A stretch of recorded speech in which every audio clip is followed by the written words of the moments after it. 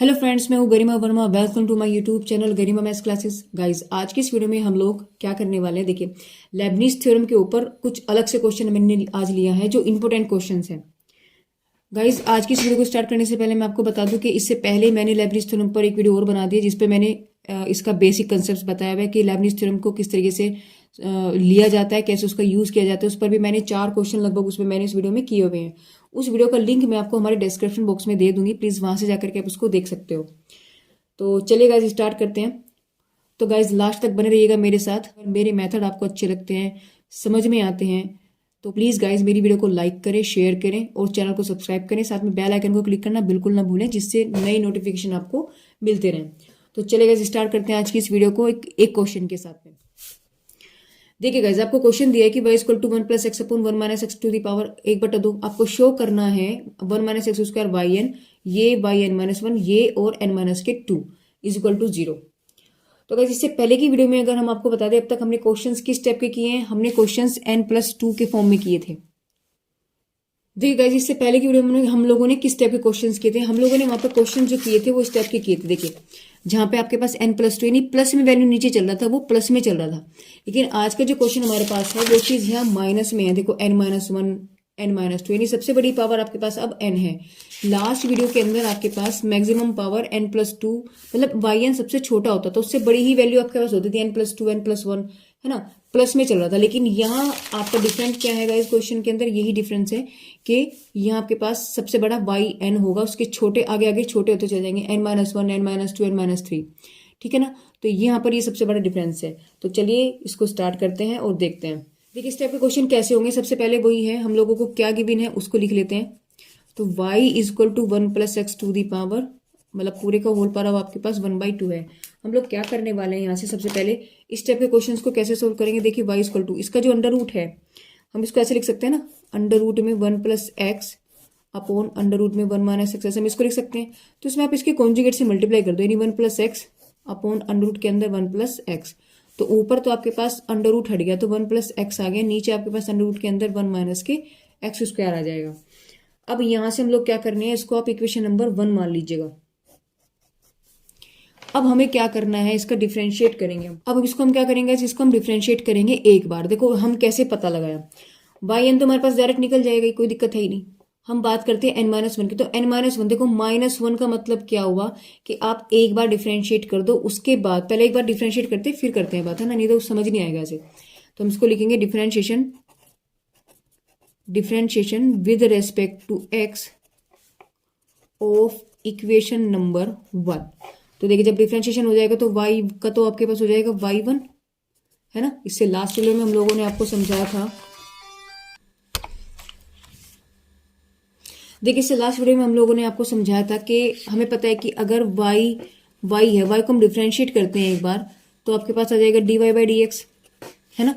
और जैसे y बराबर आपके पास कोई फंक्शन है तो हमने इसको डिफरेंशिएट किया, ये आपके पास बन जाएगा f'(x), क्लियर है। तो अगेन जब हम करेंगे आपके पास क्या बनेगा, y2 d2y/dx², ये बनेगा आपके पास f'(x). तो इसको हम आगे आगे करते चलेंगे तो आपके पास XXX, है ना, ऐसे ही आपके पास चलता चलेगा। अब इसको देखिए dy/dx को, इसको हम किस किस वे में लिख सकते हैं। देखो dy/dx को हम लोग क्या लिख सकते हैं, एक तो हम इसको लिख सकते हैं y1, एक बार डिफरेंशिएशन हो गया। एक इसको हम लिख सकते हैं एक बार डिफरेंशिएशन का मतलब, यानी इसको हम ऐसे लिख सकते हैं डैश लगाकर एक बार। दूसरी बात, इसको हम लिख सकते हैं dy, यानी d का मतलब आपके पास dy/dx ही होता है। d का मतलब क्या होता है आपके पास, dy/dx, तो dy बन गया, है ना। यानी इसको हम इन तरीकों से भी लिख सकते हैं। जब हम दूसरी बार करेंगे तो ये बन गया y2, है ना, और इसकी जगह 2 बार डैश हो जाएगा। और ये देखो d, ये आपके पास बन गया d²x², तो बन गया आपके पास d², तो बन गया d²y। यानी ये लिखने के तरीके होते हैं। तो अगर आपके पास इस तरीके से ये चीज n तक जा रही है, तो अगर ये आपके पास बन रहा है dny/dx⁻n, तो इसको हम क्या क्या लिख सकते हैं, तो yn लिख सकते हैं, ये y की पावर n लिख सकते हैं, ये d की पावर n y लिख सकते हैं। ये तीनों वे इसी को लिखने के तरीके होंगे, है ना। तो यही चीजें हम लोगों ने सक्सेसिव की डिफरेंशिएशन जो आपकी वीडियो है उसमें सबसे पहले मैंने यही चीजें बताई हुई हैं, है ना। चाहे तो आप उसको जाकर के समझ सकते हो, उसका लिंक मैं आपको हमारे डिस्क्रिप्शन में मिल ही जाएगा। तो चलिए देखते हैं। ये नहीं आपके पास क्या हो गया, एक बार जब हमने इसको डिफरेंशिएट किया आपके पास y1 हो जाता है।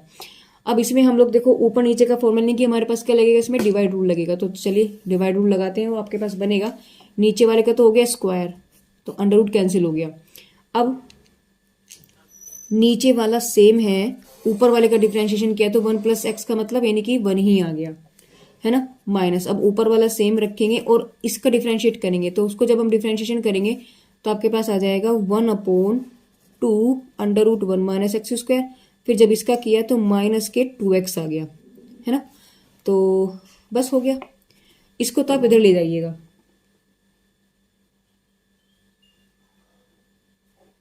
इसको हम इधर ले जाते हैं, आपके पास आ जाएगा y1 1 plus x square is equal to में आपके पास क्या बचेगा, देखिए ये हो गया अंडर रूट में 1 माइनस के एक्स स्क्वायर माइनस ये माइनस प्लस हो गया और इस 2 से 2 कैंसिल हो गया। आपके पास बचेगा 1 प्लस एक्स अपॉन में under root 1 minus x square, है ना। इसका जब हम लोग एलसीएम लेंगे तो गाइस इसकी इसके साथ मल्टीप्लाई हो जाएगी और ये आपके पास स्क्वायर अंडर रूट आपके पास खत्म हो जाएगा, है ना। तो आपके पास आएगा कुछ ऐसी value under root 1 minus x square, इसकी अंडर रूट आपके पास कैंसिल हो गया तो आपके पास बचेगा 1 माइनस एक्स स्क्वायर और यहाँ आपके पास एक्स भी बच रहा था गाइज, सॉरी यहाँ एक्स बच रहा था ऊपर, एक्स इसके साथ में। इस एक्स की मल्टीप्लाई अंदर हम करेंगे तो प्लस के एक्स हो गया, प्लस के एक्स स्क्वायर हो गया, एक्स स्क्वायर से एक्स स्क्वायर कैंसिल, यानी यहाँ से आपके पास वैल्यू क्या बचेगी 1 प्लस एक्स बचेगा। तो देखिए यानी 1 minus x square y1 1 minus x square और यहाँ आपके पास बचा 1 plus x upon under root के अंदर 1 माइनस एक्स स्क्वायर। अब ये वाली वैल्यू क्या बन रही है आपके पास, देखो जो हमने अभी y बनाया था इक्वेशन नंबर 1, देखो ये y बन गया, तो हम इसको क्या लिखेंगे फ्रॉम 1 लिखेंगे यहाँ पर फ्रॉम 1, तो आपके पास बन गया y1 1 minus x square equal to y। Okay, अब इस y को आप इधर ले आओ, चाहे उधर छोड़ दो, उससे कोई फर्क नहीं पड़ता। खैर अब हमें इसको मान लेते हैं इक्वेशन नंबर 2। अब देखो हमें शो क्या करना था, हमें करना, देखो y n तो मेरा यहाँ से भी निकल जाता, है ना, n-1 अब और n-2। देखो अब इसका हम लोग डिफ्रेंशिएट करेंगे कितनी बार, एक बार डिफ्रेंशिएशन तो हम कर चुके, हमें nth बार डिफ्रेंशिएशन करना था। ये देखो हमने nth बार डिफ्रेंशिएशन करना था, लेकिन इस nth में से हम एक बार तो कर चुके, तो अब कितनी बार बचा nth डिफ्रेंशिएशन के लिए आपके पास n-1 बचा, यानी nth हमें जो डिफ्रेंशिएशन करना था इसमें से एक बार तो हम कर चुके, तो nth में से एक कम हो गया, तो आपको कितनी बार करना है n-1th बार करना है, ठीक है बात। तो चलिए करते हैं इसका डिफ्रेंशिएशन।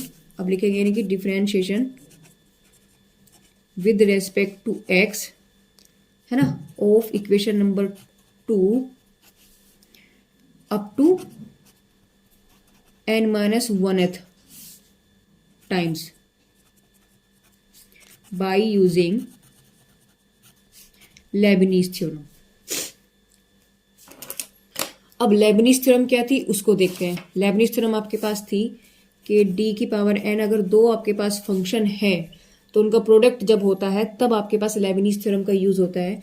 थ्योरम ये कहती थी कि nc0 u को एक बार डिफ्रेंशिएट मतलब nth बार करेंगे और v आपके पास सेम रहेगा, फिर nc0 की जगह nc1 हो गया और इसकी एक पावर कम कर देंगे, इसमें एक पावर जोड़ते चले जाएंगे, तो यानी कि n-1u और dv प्लस nc2 हो गया dn-2u हो गया और इसका एक पावर इसमें जुड़ जाएगी। क्लियर है। अब ये कब तक करेंगे, हम इसको करते चले जाएंगे, उसको भी बताएंगे कब तक करेंगे। खैर nth टर्म तक आप पहुंच जाइए, तो आपके पास फाइनल लास्ट में बचेगा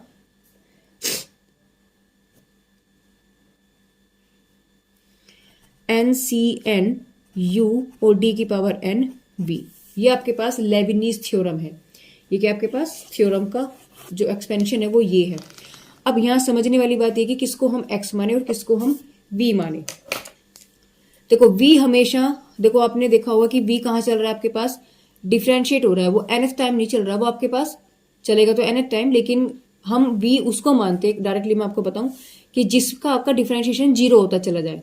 जैसे आपके पास वैल्यू है क्या, आपके पास एक तो वैल्यू दे दी sin x दे दी और एक वैल्यू आपको दे दी x की 5, तो इसका अगर मुझे nth बार डिफरेंशिएशन निकालना है तो हम इसमें से किसको u मानेंगे और किसको v। देखो इसको मैंने बोला कि v उसे मानते हैं जिसका डिफरेंशिएशन खत्म हो जाता है, यानी कि 0 की तरफ जाता है। अब साइन तो बेचारा ऐसा बंदा है कि जिसका हम डिफरेंशिएशन करेंगे तो साइन का कोस, फिर करेंगे कोस का साइन, फिर साइन का कोस, फिर कोस का साइन, तो इसमें तो बस साइन कोस में झूलते रहो, इसका कभी 0 होगा ही नहीं।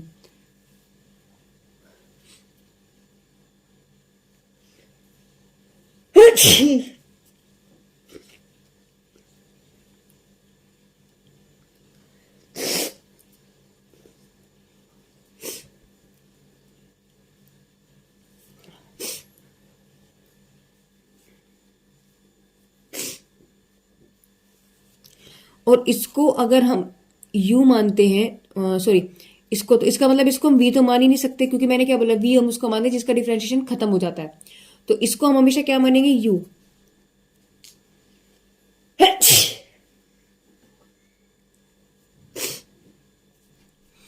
अब x की पावर में जो होता है उसको गाइस आप हमेशा v ही मानोगे, क्योंकि x की पावर आपके पास बचती है कि जो खत्म हो जाती है। अब देखो उसका, अगर x की पावर 5 है तो उसका मैं 5 बार डिफरेंशिएशन करूंगी तो छठी बार आपके पास 0 आ जाएगा, है ना। तो हमेशा आप u और v में कैसे कंसीडर करने वाले हैं आप लोग, कि जो x की पावर में आपके पास आएगी वैल्यू, उसको आप हमेशा डिफरेंशिएशन यानी कि v मान के चलेंगे, और जिसका एंड नहीं होगा उसको आप क्या मानेंगे, उसको आप डायरेक्टली u मानेंगे। तो यहाँ आपके पास जैसे ये है, तो अब इसमें लगाते हैं पहले तो हम लोग, तो हमने लगाया तो आपके पास आ गया d की power n y1 1 minus x square, और d की power n y, sorry n minus 1th बार हम लोगों ने किया है, क्योंकि एक बार तुम कर चुके तो n माइनस 1 लगेगा, है ना। चलिए अब लगाते हैं लेबनीज थ्योरम। इसको मानेंगे हम u, इसको मानेंगे हम v। क्यों? क्योंकि इसका देखो एक्स स्क्वायर है, इसका डिफरेंशिएशन आपके पास 0 की तरफ जाता है, बट y का नहीं जाएगा। y आपके पास y1 है, एक बार 2 बार करेंगे y2 हो जाएगा, फिर y3 हो जाएगा, तो एंड ही नहीं होगा इसका। तो अब इसमें लेबनीज थ्योरम जब हम लोग लगाएंगे तो इसको u, इसको v मैंने माना, तो आपके पास n की जगह क्या आएगा, n माइनस 1। तो पहली टर्म का तो हमेशा आपके पास वैल्यू 1 होती है, NC 0 आपके पास जो होता है वो 1 होता है, तो उसको तो हमेशा छोड़ देते हैं। तो इसको हमारे पास स्टार्ट कहाँ से होगा, DNU। तो आपके पास ये वाली वैल्यू क्या बचेगी, D। अब n की जगह क्या आपके पास n माइनस 1 है, तो आप लोग रिप्लेस क्या करेंगे, n की जगह n माइनस 1, तो जहां जहां n है वहां वहां n माइनस 1 ठोकते चले जाओ, तो आपके पास बनेगा DN माइनस 1 U की वैल्यू क्या आपके पास y1, ये 1 माइनस एक्स स्क्वायर आपके पास सेम रहेगा, प्लस n की जगह क्या रखेंगे n माइनस 1, तो n माइनस 1 C1, है ना। और d n माइनस 1 की जगह n माइनस 1 रखा, n की जगह n माइनस 1 रखा तो n माइनस 2 हो गया।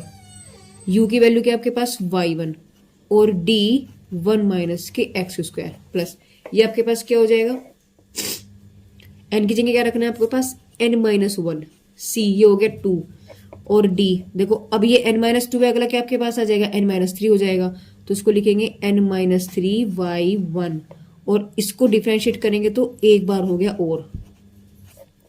अब देखो इसकी भी 2 है, इसकी भी 2 है, अब छोड़ दो, जब सेम पावर हो जाती है तो छोड़ दो। अगर मैंने इसको D3 कर दे तो आगे की सारे टर्म आपके पास 0 हो जाएंगे, क्योंकि ये आपके पास यहाँ कांस्टेंट आ जाएगा। जब इसका नेक्स्ट टाइम करेंगे तो उस कांस्टेंट का डिफरेंशिएशन 0 हो जाता है, तो इसलिए वो कैंसिल हो जाएगा। इज इक्वल टू में आपके पास क्या चल रहा है, d की power n minus 1 y।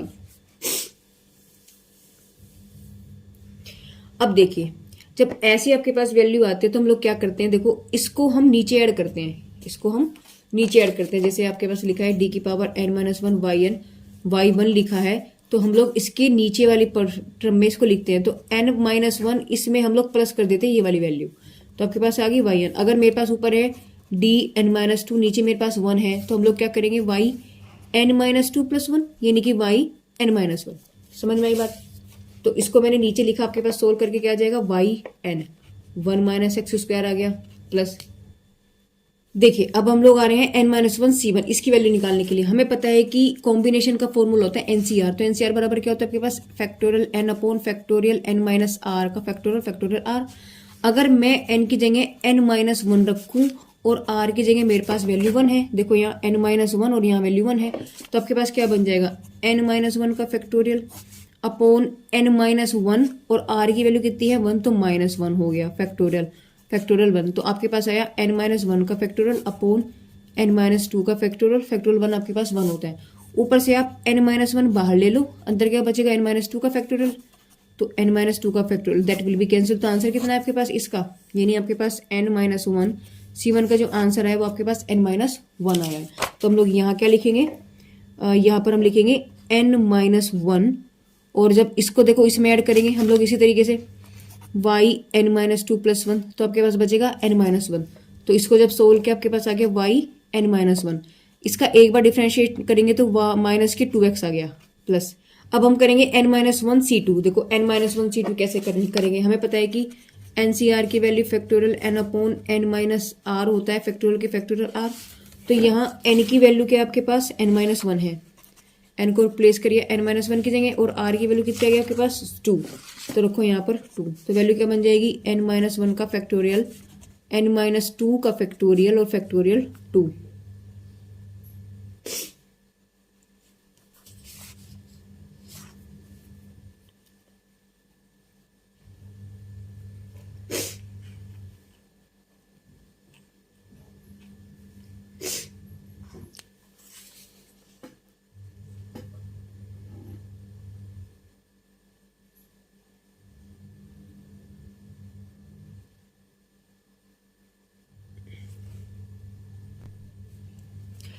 Guys देखो थोड़ा सा मिस्टेक हो गया, दोबारा रखते हैं इसमें वैल्यू ना, n-1 रखा इसकी जगह, और n की जगह में n-1 रखना है, और r की वैल्यू -2। क्लियर है, अब ये मिस्टेक हो गया था।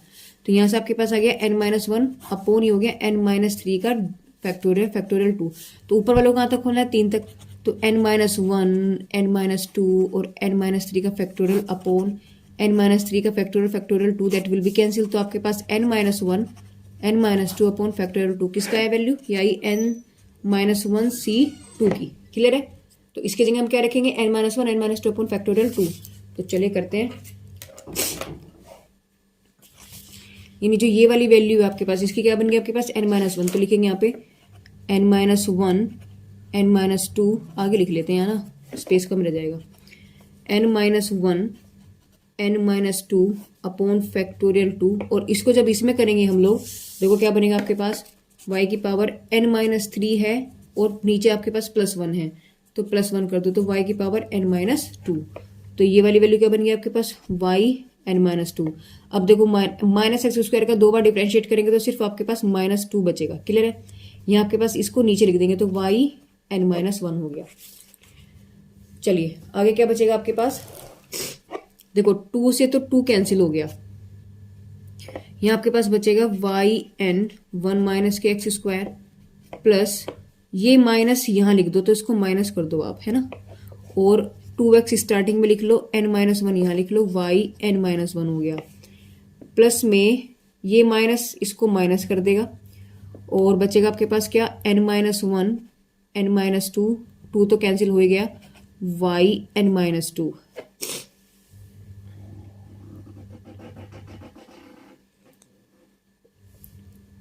और इज इक्वल टू में क्या चल रहा है आपके पास, yn-1। अब देखो यहाँ से कॉमन क्या आ रहा है आपके पास, देखो ये तो एक बार है, ये भी एक बार है, लेकिन ये n-1 आपके पास 2 बार है, तो इसको इधर ले आओ और इसको कॉमन ले लो। तो आपके पास वैल्यू क्या बचेगी, देखिए आपके पास बचेगा yn1 - x² माइनस के 2x n-1 yn-1 माइनस के n-1 n-2 yn-2, इसको उधर लाए तो माइनस के yn-1 इक्वल टू 0 हो गया। तो इन दोनों में से हमने कॉमन ले लिया क्या, yn-1। तो देखिए yn1 - x² हो गया, और इसमें से कॉमन क्या आ रहा है, सिर्फ डायरेक्ट आपके पास yn- माइनस के आ रहा है वो भी वैसे भी। तो देखो जब मैंने इसको कॉमन लिया, आपके पास यहाँ क्या बचेगा, 2x बचेगा, बड़ा ब्रैकेट लगा लो, और n-1 बचेगा, और ये बचेगा +1, और बाहर आ गया आपके पास n-1। ये वैल्यू आपके पास क्या आ गई, -n-1 n-2 yn-2 equal to 0।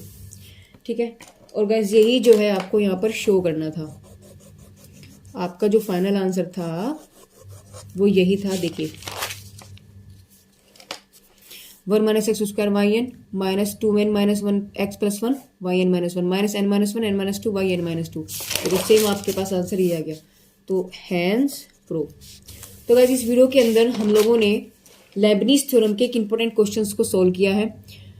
ठीक है, इससे पहले की वीडियोस में भी इसमें मैंने लेबनीज थ्योरम पर काफी क्वेश्चंस किए हुए हैं, उसके बेसिक कॉन्सेप्ट्स को मैंने समझाया हुआ है। तो गाइस मेरे मेथड्स आपको कैसे लग रहे हैं, प्लीज कमेंट बॉक्स में कमेंट करके जरूर बताइएगा। तो guys thank you for watching my videos.